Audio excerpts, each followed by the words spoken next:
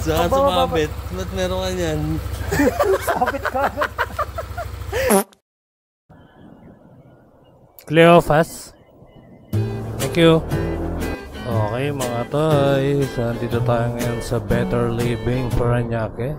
Kasama natin ang ating pinsan na si JM. Bibili kasi siya ng Aerox, Yamaha Aerox 155. Tingnan natin kung anong trip na itong si JM.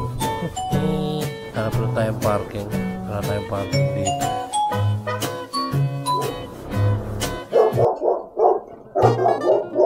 Ngay, ngay.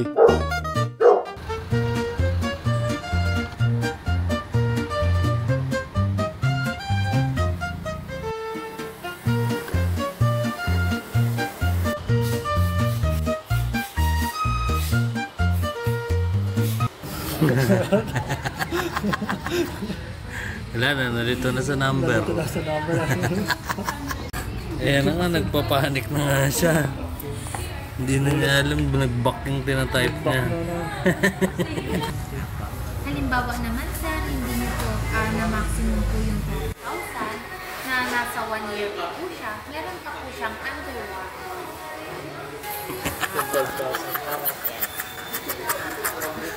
Videoan mo kasi ito mo sa'yo. Sir, check po muna natin yung mga ilaw. Check mo. Ito naman.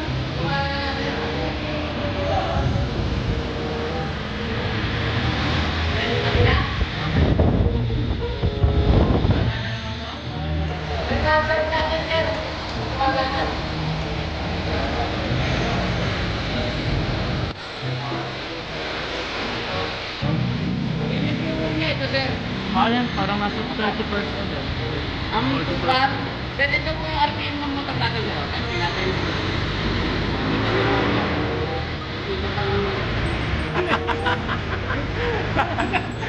Sige, ito lang po itong pila natin. Ito nyo po makikita. Ito po trip 1 saka trip 2, parehas lang po yan. Ganito bet naman natin na ito, sir. Pero, bago din ito.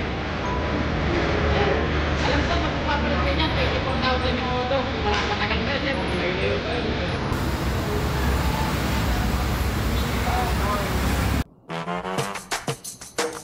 O ikaw magbukas na ito para alam mo. Ganyan muna, tapos fuel. Ulit. Hindi. O yan. Tapos tanggalin mo ito.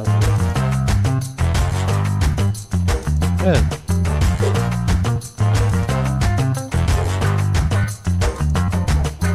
Pagka bababa ka, palagi mong isa side stand.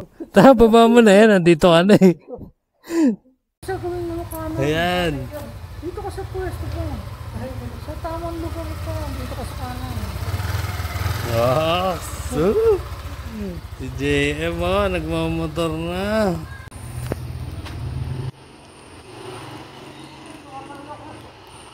Huwag ka dyan. Baka matumba dyan.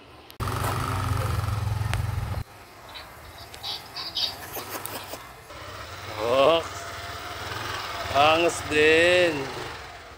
Saan sumabit? Ba't meron ka niyan? Sabit ka. Wala naman ganyan dito. Saan ka dumikit? No. やめてください